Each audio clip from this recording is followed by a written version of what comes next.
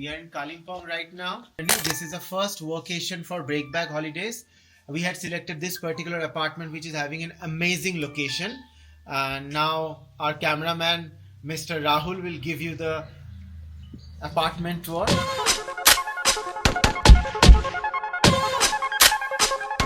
This is a dining hall where we will be conducting all the meetings and the training session. You can sit we have a place where one can sleep also after the training session if he or she is very much tired.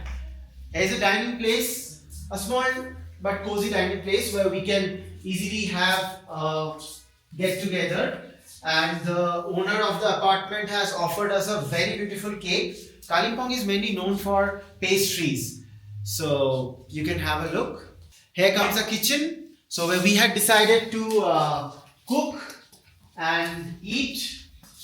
A team that stays together, lives together, etc. etc. We had bought all the groceries item and whatever is required for the next 3 to 4 days, sorry. And they have each and everything well facilitated over here.